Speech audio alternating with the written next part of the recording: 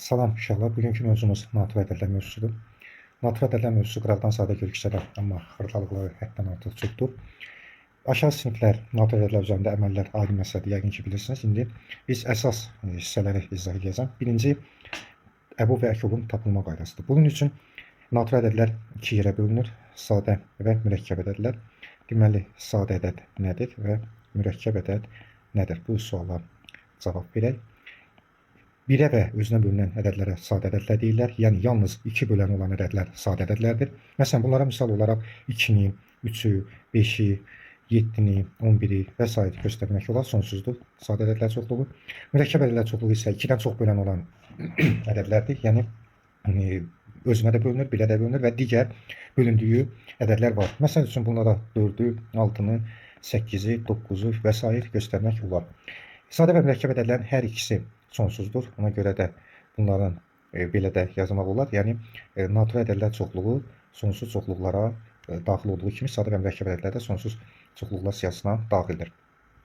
Sadə ədədlər 2 bölən olmalıdır. Yalnız özünə və 1-ə bölünməlidir. Gördüyünüz bu ədədlərin hamısı 2-yə və 1-ə bölünür. Natür ədədlər siyahısında digər mürəkkəb ədədlər var və həmin mürəkkəb ədədlər isə 2-dən çox bölən olan ədədlərdir.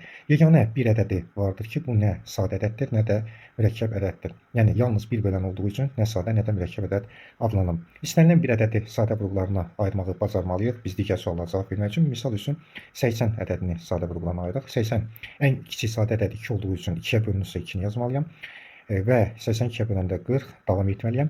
Əgər 40 ədədi 2-yə bölünürsə, mən 2 qala-qala 3-ə bölürəmsə, burada səhvə yol vermiş olaram. Yəni, ən kiçik sadə ədəd 2-dən başlayırıq, 2-yə bölünməsə 3-ə bölürük, 3-ə bölünməsə 5-ə bölürük. Təkrar edirəm. Əgər bu misal tutaq ki, bu videoda gördüyümüz ədəd 80 ədəd 3-ə bölünürsə və biz 3 qala-qala 5-ə bölürüksə, burada səhvə yol vermiş olacaq. 40-ı 2-yə böləndə 20, 20-ni 2-yə böləndə 10, 10-u 2-yə böləndə 5, 5 2-yə bölünmür. 2-dən sonraki sadə ədəd 3-dür, 3-ə bölünmür. 3-dən sonraki sadə ədəd 5-dir və 5-ə bölünür 1. Misal üçün, başqa bir ədədlər üzərində də izah apara bilərəm. Tutaq ki, 72 ədədini sadə vurğularına ayıraq. 2-yə böləndə 36, 2-yə böləndə 18, 2-yə böləndə 9, 3-ə böləndə 3, 3-ə böləndə 1. Bir sözlə, bu gördüyünüz 2 mürəkkəb ədədi sadə vurğularına ayırdıq. Sadə vurğular yalnız özünə və 1-ə bölünən sadə ədədlər, özünə və 1-ə bölünən ədədlərdir. Mürəkkəb ədədlər isə 2-dən çox bölən olan ədədlərdir. Yeganə bir ədədir ki, nə sadədir, nə mürəkkəb. Əbu və əkobun 4 düsturu var. Əsas biz bu düsturlardan istifadə edəcəyik. Birinci düsturumuz deməli, əbub, abi, vuraq, əkob abi bərabərdir. A vurulsun B düsturu doğrudur. İkinci düsturumuz əkob abi bərabərdir. Əbub abi, vuraq, C düsturu doğrudur. Burada C ortaq olmayan vurğuların hasilidir. Ortaq olmayan vurğuların hasili. Üçüncü düsturumuz əkobun öz düsturu var. Əkob abi bərabərdir. Kök altında ABC düsturlarından istifadə olunur. Dördüncü əbubun öz düsturu var. Əbub abi bərabərdir. Kök altında AB bölək C düsturundan istifadə olunur. Yəni 4 düsturundan istifadə edəcək. Əbub bölənlərin ən böyüyü deməkdir. Ən böyük ortaq bölən. Əkob isə bölünənlərin ən kiçiyi deməkdir. Bölünənlərin ən böyüyündən danışmaq olmaz, çünki bölünənlərin ən böyüyü sonsuzdadır. İstər əbub, istərsə əkob ən az 2 ədəd olmalı ki, biz bunların əbubun və əkobun tapa bilək. Misal üçün 2 ədəd götürürəm. Yəni hansı? Tutaq ki, 48 ilə 70 ədədlərini. Bunların həm əbubunu tapacağam, həm əkobunu tapacağam və necə tapılır o qaydanı öyrədəcəyim. Əbub və əkobu tapmaq üçün mütləq ədədlər sadə vurğularına ayrılmalıdır. Buradan 48-i də sadə vurğularına ayırıb 24, 24-ü 2-yə böləndə 12, 12-ni 2-yə böləndə 6, 6-nı 2-yə böləndə 3, 3 3-ə 1. 70-i də sadə vurğularına ayırıb 70-yə 35, 35 5-ə 7, 7 7-yə 1. Əbubu tapanda birinci qayda ortaqların altından xətt çəkilir. Baxın, ortaqların altından xətt çəkilir. Burada hər ikisində ortaq yalnız 2-dir. Bizdə 2-nin altından xətt çəkilir. Başqa ortaq yoxdur. Ona görə də əbub 48 ilə 70 ilə cavab 2 edir. Tutaq ki, başqa bir ədədlər götürək, onların üzərində aparaq bu ardıcılığı. 60 ədədin sadə vurğularına ayıraq. 62-yə 30, 32-yə 15, 15 3-ə 5, 5 5-ə 1. Başqa bir ədəd götürürlər. 25 ədədin üzərində iş apararaq 25 5-ə 5, 5 5-ə 1. Yenə də burada göründüyü kimi hər ikisində sadə vurğu 5-dir. Ona görə də burada əbu 5 olacaq. Mən digər bir ədəd götürüm bu 25-in əvəzinə. Misal üçün 30 götürüm və 30 üzərində işimi aparım. Başqa bir şey izah etmək edəndə 32-yə 15, 15 3-ə 5, 5 5-ə 1.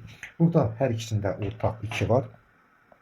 Hər ikisində 3 var və hər ikisində 5 var. Deməli, əgər ortaqlar çoxdursa, onda bir yadda duran altına xətt çəkilmişləri bir-birinə vururuq. Yəni 60 ilə 30-un əgər biz əbobunu axtarsaq, onda bərabərdir 2 vur 3 vur 5 ilə yazacaq. Yəni birinci işimiz sadə vurğularına ayırırıq, ikinci işimiz ortaların altına xətt çəkirik, üçüncü işimiz altına xətt çəkilmişləri bir-birinə vururuq. Amma bu riyadı bu riyada vurmaq qadağandır. Yəni ya bu riyadı götürün bir-birinə vurun, altına xətt çəkilmişlər, ya da bu riyadda olanları bir-birinə vurun. Gördüyünüz kimi əvvəlki misalda yalnız bir dənə ortaq vurğu olduğu üçün ona görə biz 2-ni götürdük. Deməli, əgər ortaq vurğu bir neçə dənədirsə, onları bir-birinə vururuq. Əgər ortaq vurğu bir dənədirsə, elə onun özü əbubdur. Ümumiyyətlə, ola bilər ki, elə misallar var ki, onların deməli, ortaq vurğuları yoxdur. Misal üçün, tutaq ki, 15 ilə 17-ni biz ayırsaq, 15 3-ə 5, 5-ə 1, 17-ni də ayırsam, 17, 17-yə 1. Bunların gördüyü kimi ortaq vurğuları yoxdur və ortaq vurğuları olmayan misallarda əbub 1-ə bərabərdir. Deməli, yekun olaraq qeyd edək ki, əbobun tapılma qaydasına görə birinci işimiz sadə vurğularına ayırmaqdır və əgər ortaqların altına xətt çəkirik, əgər ortaqlar çoxdursa, onda onları bir-birinə vururuq. Əgər ortaqlar bir dənədirsə, elə onun özü əbubdur. Əgər ümumiyyətlə ortaq yoxdursa, onda əbub 1-ə bərabərdir. Elə də mürəkkəb mövzu deyil, əbub və əkobun tapılması mövzusu. İndi isə əkobun tapılma qaydasını deyəcəyəm. Tutaq ki, 2 yenə ədəd verilib, 48 ilə olsun 60. Bu ədədlərin bizdən əkobunu soruşur. Əbub, əkob eyni şey görməliyəm. Yenə sadə vurğularına ayırmalıyam. 48-i sadə vurğularını ayıraq. 2-yə 24, 2-yə 12, 6, 6, 2-yə 3, 3-ə 1.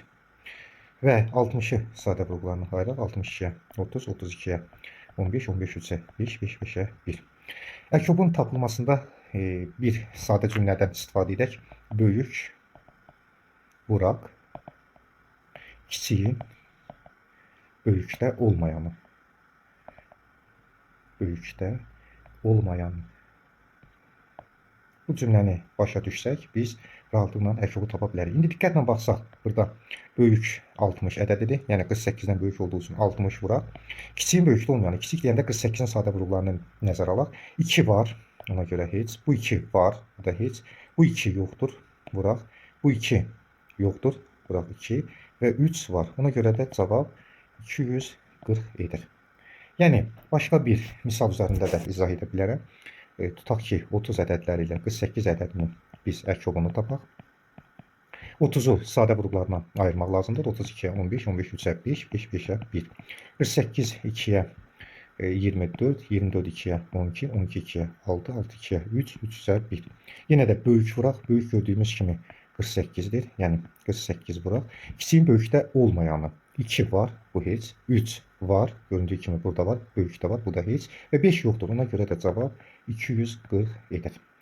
Əkob belə tapılır. Keçirik növbəti mərhələyə.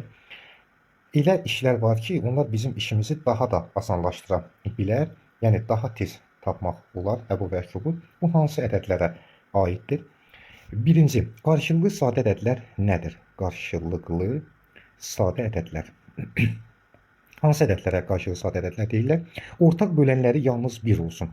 Başqa ortaq bölənləri olmasın. Misal üçün 17 ilə 25. Bu ədədlərin ortaq bölənləri yalnız 1. Ona görə bunlar qarşılıqlı sadə ədədlər adlanır. Məsələn, 28 ilə 14 qarşılıqlı sadə ola bilməz. Bunun hər ikisi 2-yə bölünür, hər ikisi 7-yə bölünür. Bunlar qarşılıqlı sadə deyil. Amma 17 ilə 25-in yalnız ortaq bölənləri 1. Ona görə belə ədədlərə qarşılıqlı sadə ədədlər deyilir. Biz üsulları yazaq. Birinci, əgər A və B ədədləri qarşılıqlı sadə ədədlərdirsə, onların əbubu 1-ə bərabərdir. Əkobu isə onların hasilidir. A və B ədədlərin əkobu onların hasilidir. İkinci qayda, qarşılıqlı sadə olanda, deməli, əbubu 1, əkobu onların hasilidir. Deməli, bəzi hallarda biz onların ədədlərin qarşılıqlı sadə olduğunu görə bilmirik. Yəni, onların yalnız ortaq bölənlərin 1 olduğunu təyin edə bilmirik. Bunun üçün ardıcıl ədədlərdən söhbət gedir. Ardıcıl ədəd gördünüzsə, məsələn, A və B ədədləri ardıcıl ədəddirsə, onda bunların da əbubu 1, əkobu onların hasilidir. Çünki ardıcıl ədədlər qarşılıqlı sadə ədədlərdir. A və B bərabər A vur B. Misal üçün, əbub tutaq ki, 48, 49. Onda bunların əbubu 1-ə bərabərdir. Əkobu isə bunların hasilidir. Yəni 48 vur 49. Bu gördüyünüz ədədlər ardıcıl olduğu üçün qarşılıqlı sadə ədədlərdir və bu mövzuya aiddir. Buna görə də ardıcıl ədədlərin də əbubu 1, əkobu onların hasilidir. Üçüncü, ardıcıl tək ədədlərdən söhbət gedir. Ardıcıl tək ədədlər. Misal üçün 37, 39 ədədlərinin əbubu yenə də onların hasilinə, yəni daha doğrusu əbubu 1-ə bərabərdir. Əkobu isə onların hasilinədir. Biz bunların əbubunu tapsaq cavab 1 yazacaq. Əgər əkobunu tapsaq 37, 39-a əkob tapsaq cavab 37 vur 39-dur. Deməli, nə öyrəndik burada? Yalnız ortaq bölənlər 1-dirsə bunlar qarşılıqlı sadə ədədlərdir. Qarşılıqlı sadə ədədlərin əbubu 1, əkobu isə onların hasilidir. Ardıcıl ədədlər və ardıcıl tək ədədlər qarşılıqlı sadə ədədlər olduğu üçün onların da əbubu 1, əkobu isə onların hasilidir. Dördüncü qayda. Tutaq ki, ədədlərdən biri digərinə bölünür. Məsələn, A ədədi B ədədinə bölünür. Yəni, əbub. Əgər A B-yə bölünürsə, bunu misal üzərində izah edim. Tutaq ki, əbub 48 və 8. Göründüyü kimi 48 8-ə bölünürsə, yenə də artıq əziyyət çəkib bunlar sadə vurgularına ayırıb əbub tapmağa ehtiyac yoxdur. Əgər bir ədəd digərinə bölünürsə, onların əbubu kiçiyi, əkobu isə həmin ədədlərin əkobu 48 8, cavab 48-ə bölünə bərabərdir. Bir sözlə, əgər bir ədəd digərinə bölünürsə, bunun kiçiyi əbubdur, böyüyü isə əkobdur. Yəni, bunu əziyyət çəkib hesablamağa ehtiyac yoxdur. 5-ci qayda, əgər ədədlər ardıcıl cüt ədədlərdirsə, onda bu ədədlərin əbubu 2-dir. Misal üçün, əbub 48, 50-ni götürürəm. Yəni, bu ədədlərin əbubu 2-dir. Əziyyət çəkməyə ehtiyac yoxdur. Əkobu isə hasilinin yarısıdır. Yəni, 48, 50-nin əkobu onların hasilinin yarısıdır. Cavab 48 vura 50 böl 2. 5 qaydadan burada istifadə etdik. Birinci, əgər qarşılıqlı sadə ədədlərsə onların əbubu 1, əkobu onların hasilidir. İkinci qayda, əgər ardıcıldırsa yenə elə qarşılıqlı sadə siyahısına daxildir. Ona görə də onların da əbubu 1, əkobu hasilidir. Üçüncü qayda, ardıcıl təkdirsə yenə qarşılıqlı sadə ədədlərdir və onların əbubu 1, əkobu hasilidir.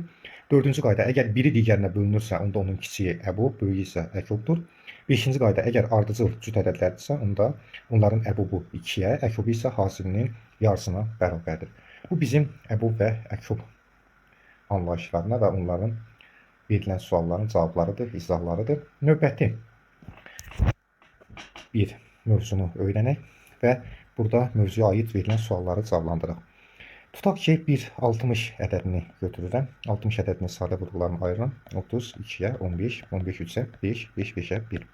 Onda 60 bərabərdir 2 üstü 2, 3 üstü 1, 5 üstü 1. Bu yazılışa kanonik şəkil deyirlər. Kanonik şəkil nədir? Əsasları sadə ədəd olmalıdır. Baxın, gördüyünüz kimi 3-də, 2-də, 5-də sadə ədəddir. Bəzi hallarda kitablarda bizə testlərdə suallar düşür. Misal üçün 12 üstü 5 vur 3 üstü 4. Baxın, bu gördüyünüz kanonik şəkil deyil. Çünki əsasın biri sadə olsa da digər əsas bizi alladır. Ona görə bu 12-ni parçalamaq lazımdır. 3-ün üstü 5 vuraq 4-ün üstü 5 kimi vuraq, bir də 3-ün üstü 4 bərabərdir. Burada yenə də bu qaydanı pozur. Ona görə 4-ü də parçalamaq lazımdır. 3-ün üstü 5 vuraq. 4-ü 2-nin üstü 2 yazaraq 10-ün üstü 5. Qüvvətin mövzusuna görə 2 üstü 10 eləyir, vurulur. 3-ün üstü 4, o da bərabərdir. Əsas eynidirsə üstlər toplanılır. 3 üstü 7 vuraq, 2 üstü 10. İndi hazır şəkildə oldu. Yəni kanonik şəkil bu deməkdir. Baxın, bu gördüyünüz kanonik şəkildir və mənim yazacağım sualların cavabları yalnız kanonik şəkildə verilən misalla həll edə bilər. Hansı suallar var? Onları bir-bir araşdıraq. Birinci sualımız natural bölənlərin sayı düsturu. Natural bölənlərin sayı düsturu. Yəni, natural bölənləri necə tapırlar? Özümdən istənilən bir ədəd götürürəm. 120 ədədi. Sadə vurgularına ayırıram. 2-yə 60, 2-yə 30, 2-yə 15, 3-ə 5, 5-ə 1. Onda 120 bərabərdir. 2 üstü 3, 3 üstü 1, 5 üstü 1. Kanonik şəkildə yazdım və suallara cavab verirəm. Natural bölənlərin sayını tapmaq üçün üstlərin üzərinə 1 gəlib bir-birinə vurmaq lazımdır. Yəni, diqqətlə baxsaq, üstün üzərinə 3, üstə 1 gəldik, vuraq 1, üstə 1 gəldik, vuraq 1, üstə 1 gəlirik, bərabərdir. 4 vur 2, vur 2. Bu da bərabər 16. Mən natural bölənlərin sayını tapmaq üçün kanonik şəkildə yazılışdayıq. Baxın, diqqətlə baxın. Kanonik şəkildə yazılışda üstlərin üzərinə 1 gəlib bir-birinə vurmaq lazımdır. İkinci, tam bölənlərinin sayı. tam bölənlərinin sayı. Onda natural bölənlərin sayı aldığımız nədirsə, onu 2'ye vurmaq lazımdır. Çünki əgər 16 dənə natural böləni varsa, 16 dənə də onun mənfi böləni var. Ona görə cavab 32 eləyir, 2'ye vurmaq lazımdır. Üçüncü sual sadə vuruq. Dördüncü müxtəlif sadə vuruq. Sadə vuruq. Beşinci sual sadə bölən. Altıncı sual müxtəlif sadə bölən. Bu sualları qarışdırmaq olmaz. Burada yeganə sadə vuruqdur ki, üstlər, baxın, yeganə sadə vuruqdur ki, üstlər toplanılır. Yəni 3 üstə 1 gələndə 4, üstə 1 gələndə 5. Amma qalan sualların üçünün də cavabı eynidir. Nədir? Əsasların sayı. Neçədən əsas var? 1, 2 və 3. 3 dənə əsas var. Ona görə də bunların hər birinin cavabı 3'dür. Təkrar edirəm. Yeganə sadə vuruqdur ki, orada başqa cür hesablanır, üstlər toplanılır. Amma müxtəlif sadə vuruq, sadə bölən və müxtəlif sadə bölən. Bu suallara cavab vermək üçün sadəcə əsasların sayını yazmaq lazımdır. 7-ci tək bölənlərinin sayı. Tək bölənlərinin sayı. Tək bölənlərinin sayını tapmaq üçün əsası 2 olan atılır. Və qalan nə varsa, indi bizdə qalan nə oldu? 3'ün üstü 1 vur, 5'in üstü 1. Natural bölənlərinin sayı tapılır. Natural bölənlərin sayı necə tapıldı? 3'ün üzərinə 1 gəlib bir-birinə vuruldu. 3'ün üzərinə 1 gələndə 2, 3'ün üzərinə 1 gələndə 2, 2 vur 2, cavab 4. Deməli, təkrar edirəm. Tək bölənlərinin sayını tapmaq üçün 2 olan atılır. Yəni, burada qalan nə varsa, 2'dən başqa, əsas 2 olandan başqa, qalan nə varsa onların natural bölənlərin sayı yazılır. Birdən sual verə bilərsiniz ki, məsələn, ola bilsin ki, misalda 2 əsaslı yoxdur. Onda elə həmin misal natural bölənlərin sayının hamısı tək bölənlərin sayıdır. Yəni onun cüt bölənlərin sayı yoxdur. Növbəti sual 8-ci sual. Cüt bölənlərinin sayı. Cüt bölənlərinin sayı. Cüt bölənlərinin sayını tapmaq üçün natural bölənlərinin sayından, yəni 16'dan tək bölənlərinin sayını çıxmaq lazımdır. Cavab 12. Deməli, bu misalın 12 dənə, bu ədədin 120 ədədindən 12 dənə cüt böləni var. 9-cu sual. Mürəkkəb bölənlərinin sayı. Mürəkkəb bölənlərinin sayı. Bölənlərinin sayı. Bu da tapılma qaydası sadədir. Natural bölənlərinin sayından 16'dan sadə bölənlərinin sayı 3 çıxılır və aldığınız cavabdan həmişə 1 çıxın. Çünki yeganə bir ədədidir ki, nə sadədir, nə də mürəkkəb. Ona görə də 16'dan 3 çıxanda 3, ondan da 1 çıxanda cavab 12 alınır. Deməli, mürəkkəb bölənlərin sayı 12'dir. Yadda saxlayın. Necə tapılır qaydasını soruşanda deyirsiniz ki, mürəkkəb bölənlərin sayını tapmaq üçün natural bölənlərin sayından sadə bölənlərinin sayı çıxılmalıdır və aldığınız cavabdan 1 çıxılır. 10-cu sual. Ədəddən kiçik, ədəddən kiçik, ədədlə qarşılıqlı olanların sayı. Ədədlə qarşılıqlı sadə olanların sayı düsturu. Sadə olanların sayının tapılması.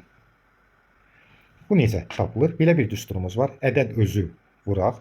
Ədəd özü bizdə neçədir? 120 vuraq. 1 minus 1 bölək birinci əsas, yəni 2 vuraq. 1 minus 1 bölək ikinci əsas. Nə qədər əsas varsa bunu davam etdirir. Bizdə indi hal-hazırda 3 dənə əsas var. 1 minus 1 bölək 5 bərabərdir. 120 vuraq. 2'də 1 vuraq. 3'də 2 vuraq.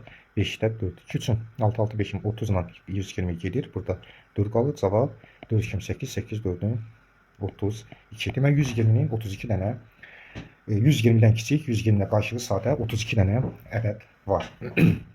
Bu 10 sual mütləq öyrənilməlidir. Çünki buraxılışda ən çox düşən suallar siyasına aiddir. Natural bölənlərin sayı 3'ün üzərlərinə 1 gəlib bir-birinə vurmaq lazımdır. Tam bölənlərin sayı aldığımız cavabı 2'yə vururuq. Natural bölənlərin sayını 2'yə vururuq. 4 sual sadə vuruq, müxtəlif sadə vuruq, sadə bölən, müxtəlif sadə bölən. Bir dənə sadə vuruq deyəndə üslər toplanılır. Qalan 3 sualın üçündə də əsasların sayı götürülür. Tək bölənlərin sayı, misalda əgər əsası 2 olan varsa onu artırıq. Qalan nə varsa onların natural bölənlərin sayını tapırıq. Cüt bölənlərin sayı natural bölənlərin sayından tək bölənlərin sayını çıxırıq. Mürəkkəb bölənlərin sayı natural bölənlərin sayından sadə bölənlərin sayını çıxırıq və aldığımız cavabdan 1 çıxırıq. Ədəddən kiçik ədədlə qarşılığı sadə olanların sayı düsturu isə ədəd özü vuraq. 1 minus 1 bölək A, ABC əsaslardır. Bizdə A 2'dir. 1 minus 1 bölək B, 1 minus 1 bölək C düsturu ilə tapılır. Yəni 120'dən kiçik, 120'dən qarşılığı sadə olan 32 dənə ədəd var. Növbəti bölümə deməli, ədədin bölünməsidir, bölünmə əlamətləridir. Nədir bölünmə əlamətləri?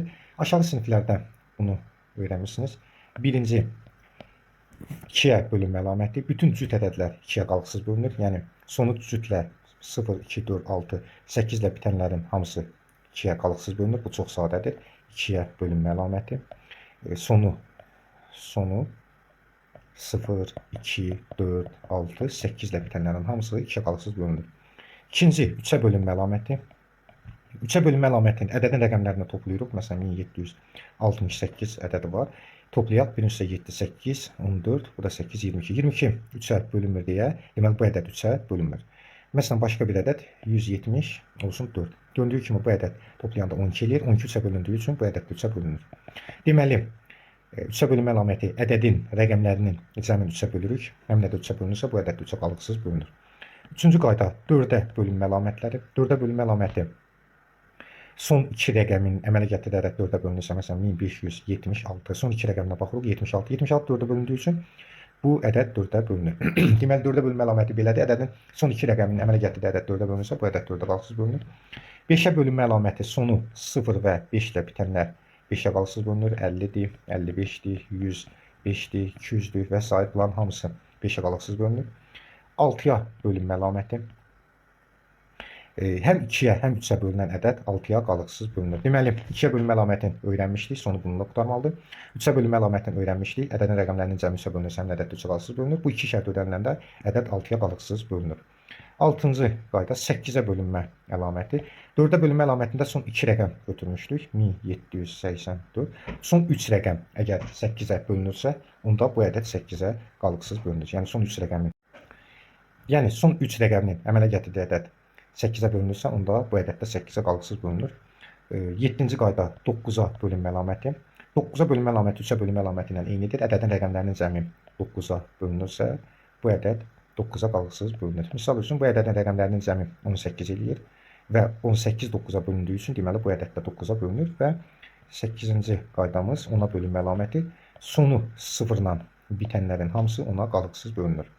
Burada əsas diqqət eləməli 2 məqam var. Birinci məqam ondan ibarətdir ki, ədəd 7-yə böləndə qalıq nə qala bilər?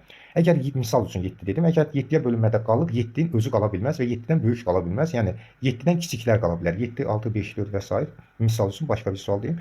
Ədəd 5-ə böləndə qalıq nə qala bilər? 5-dən yuxarı qala bilməz, 5 özü qala bilməz, 5-dən kiçiklər. Bir sözlə, ədəd nəyəsə bölünürsə, qalıq həmin ədəddən kiçik qalmalıdır. Ədəd məsələn 4-ə bölünürsə, qalıq 4-dən kiçiklər qala bilməlidir. 4 özü də qala bilməz. Burada digər imtahana düşən suallardan biri qalığın təyin olunmasıdır. Qalığın təyin olunmasında bölünmə əlamətindən istifadə olunur. Belə bir qayda deyimizdə, bölünmə əlamətində qalan qalıq özündə qalan qalığa bərabərdir. Misal üçün 1874-dir. Tutaq ki, bunu biz 3-ə bölürük və qalığı tapmaq istəyirik. 3-ə bölünmə əlamətini yada salırıq. 9, bu da 7, 16, 4, 20. 23-ə böləndə qalıq 2 qalır. Ona görə də deməli bu ədədi 3-ə bölsək qalıq 2 qalacaq. Digər bir sual, məsələn 1847. 4-ə bölünmədən qalığı soruşur bizdən. 4-ə bölünmə əlaməti son 2 rəqəmidir. Son 2 rəqəmin əmələ gətirdiyi ədəd 4-ə böləndə 44 bölünür, qalıq 3 qalır. Deməli bu ədəddə 4-ə bölünmədə qalıq 3 qalacaq. Yəni bölünmə əlamətində qalan qalıq nədirsə, onda özündə qalan qalıq da bu edir. Bu mövzuda ən çox bilinən suallardan biri də son rəqəmin tapılma üsuludur. Çox təəssüf ki, uşaqlar bu suala səhv cavab verirlər. Yəni, dərinliyi anlamırlar, ona görə də çoxlu səhvə yol verirlər. Son rəqəmin tapılma üsulu, deməli, bizim cəmi 10 dənə rəqəmimiz var. 0-dan başlayır. 1, 2, 3, 4, 5, 6, 7, 8, 9. 10 dənə rəqəmimiz var. Sonu bu gördüyünüz 0, 1, 5 və 6. Bununla bitənlərin üstü, yəni qüvvəti neçə olsun, elə son rəqəmi ilə bitəcək. Məsələn, 76-nın üstü 83. Sonu 6-ya baxırıq. 6 ilə qutardığı üçün sonu elə sonuncu rəqəmi 6 olacaq. Yəni, misal üçün başqa bir nümunə göstərə bilərəm. 85-in üstü 42. Üst, yəni qüvvəti neçə olsun fərq etmir. Bunun sonu 5 ilə qutaracaq. Yəni, yadda saxlayın ki, 0, 1, 5 və 6. Sonu bu rəqəmlərlə bitənlərin üstü, yəni qüvvəti neçə olsun, sonu yenə də bu rəqəmlərlə bitəcək. Davam edirik növbəti 4 və 9-la. Baxın, sonu 4 və 9. Sonu 4 və 9 olanın ədədlərin qüvvəti varsa və onun son rəqəmi necə tapılır bunu öyrənək. Bunun hər ikisində dövr 2-dir. Dövr nə deməkdir? 4-ün üstü 1 4-ə, 4-ün üstü 2 16-ya, sonra 6 ilə qutarır. 4-ün üstü 3 64-ə. Görürsünüzmü? Hər 2-dən bir təzədən başlayır təkrar rəqəm. Ona görə də 4-ün də dövrü 2-yə bərabərdir və 9-un da dövrü 2-dir. 9-un üstü 1 9-la, 9-un üstü 2 81-lə, 9-un üstü 3 axırı yenə 9-la qutaracaq. Yenə 2-dən bir təkrar olunur. Baxın 9 1 9 1. Ona görə dövr 2-dir. Misal üçün 54-ün üstü 47-yə baxaq. Bunun son rəqəminin tapılmasına. Dediyimiz kimi 4 sona baxırsınız. 4 və 9-da yalnız bu 2 rəqəmlə bitəndə dövr 2-dir.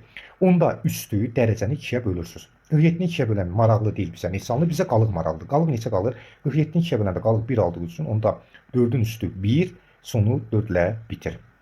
Məsələn 59-un üstü 17.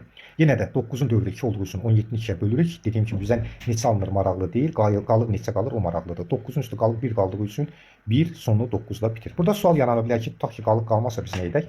Misal üçün 59-un üstü 18. Burada 18-i 2-yə böləndə qalıq qalmır. Əgər qalıq qalmasa 9-un üstü, 9-un dövrü neçədirsə onu yazırsınız. Cavab 81, yəni 1 ilə bitir sonu. Təkrar edirəm. Misal üçün başqa bir sual. 54-ün üstü 20. Son rəqəmini tapın. 20-ni 4-ün dövrü 2-dir. 20-ni 2-yə böləndə qalıq qalmır. Ona görə də 4-ün üstü qalıq qalmayanda həmin o son rəqəmin dövrü neçədirsə üstü o yazılır. Deməli sonu 6 ilə bitir. Davam edirik digər rəqəmlərlə. Digər rəqəmlər deyəndə qalan rəqəmlər 2-dir, 3-dür, 7 və 8. Bu gördüyünüz 4 rəqəmin 4-ündə də dövr 4-ə bərabərdir. Dövr 4-dür, bayaq izah elədim, bir də izah edirəm. 2-nin üstü 1, 2-yə, 2-nin üstü 2, 4-ə, 2-nin üstü 3, 8, 2-nin üstü 4, 16, 2-nin üstü 5, 32. Təzədən son rəqəm təkrarlanır. Baxın, hər 4 dənədən bir başlayır təkrarlanma. Ona görə dövr 4-dür. Yəni, bunun dərəcəsini biz 4-ə bölüb qalığı götürəcək. Misal üçün, 78-in üstü 57 baxırıq. 8 olduğu üçün 57-ni 4-ə bölürük. 56 4-ə bölünür, qalır 1 qalır. 8-in üstü 1, o da 8 ilə bitir. Məsələn, 32-nin üstü olsun 55. Yenə dərəcəni 4-ə bölürük. Burada 52 4-ə bölünür, qalır 3. 2-nin üstü 3. Bizə qalıq maraqlıdır. Yəni neçə alınır maraqlı deyil. Sonu 8 ilə bitir. Burada da eyni üsuldur. Tutaq ki, qalıq qalmayanda 32-nin üstü 33 olsun. 33 olmasın, 4-ə bölünəndə qalıq qalmasın. 32-nin üstü 40 olsun. Və 40-ı 4-ə böləndə qalıq qalmadığı üçün sual yaranır biz nə edək? Son rəqəm 2-nin üstü. 2-nin dövrü nədirsə, 4 ilə 9 olduğu kimi 2-nin dövrü nədir? Onu yazırıq. 4 ilə 9-da dövr 2 deyə üzərinə 2 yazırdıq. Amma 2, 3, 7, 8-də dövr 4 olduğu üçün üzərinə 4 yazırıq. 2 4-də sonu 6 ilə bitir. Deməli, biraz vərdiş yaradaq bu suallarda. Sonu 0, 1, 5, 6 ilə qutaranlardan sonu necə, üstün dərəcəsi neçə olursa son özü ilə bitir. Və sonu 4 və 9 rəqəmi ilə bitənlərdə dərəcə neçə olursa fərq etmir. Dövr 2 olduğu üçün 2-yə bölüb qalığı son rəqəmin üstünə yazırıq. Əgər qalıq qalmasa son rəqəmin üstünə dövrün sayını, yəni 2-ni yazırıq. Sonu 2, 3, 7, 8 ilə bitənlərdə isə son rəqəmin neçədirsə, bunun hansıdırsa, dərəcəni 4-ə bölüb son rəqəmin üstünə həmin o qalan qalığı yazırıq və rahatlıqla tapırıq. Əgər yenə də qalıq qalmasa, onda biz hansı üsuldan istifadə edirik? Həmin o son rəqəmin üzərinə dövrü yazırıq. Dövr, məsələn, 2, 3, 7, 8-ə 4 elədiyi üçün dövr 4 yazırıq. Misal üçün, bunlara qısaca nümunələr yazın və qruplaşdıraq bunları. Deməli, qruplaşdırdıq ki, 0, 1, 5, 6 ilə bitənlər sonu özüdür. Sonu özü ilə bitir. 4 və 9-da dövr 4-dür. Daha doğrusu 2-dir. 2, 3, 7, 8-də dövr 4-ə bərabərdir. Yəni, bunlarda deməli, neçə olsun? Məsələn, 59-un üstü 63. Dövr 2 olduğu üçün 2-yə bölürük, qalıq nəticə onu götürürük və son rəqəmin üstünə yazırıq. 9-un üstü qalıq 1 qalır, deməli sonu 9-la bitir. Qalıq qalmayanda da, tutaq ki, bir misal deyim, 69-un üstü 52. 52-ni 2-yə böləndə qalıq qalmır, ona görə 9-un üstü qalıq qalmayanda dövr neçədirsə o yazılır. Sonu 1 ilə qutarır. Eyni üsul burada da var. Burada isə dövr 4-dür. Məsələn, 57-nin üstü 49. 49-u 4-ə bölürük. Neçə eləyir yenə də bizə maraqlı deyil. 7-nin üstü qalıq 1 qalır. Deməli, sonu 7 ilə bitir. Əgər tutaq ki, 57-nin üstü 32 olarsa, burada 32-ni 4-ə böləndə qalıq qalmır. Ona görə də biz 57-nin üstündə qalıq qalmayanda son rəqəmin 7-nin üstündə dövr neçədirsə onu yazırıq. 7-nin dövrü 4 olduğu üçün 4 yazırıq. 7-nin üstü 4 neçə ilə bitirsə, onda 57-nin üstü 32 də həmin rəqəmlə bitir. Sağ olun, bu qədər.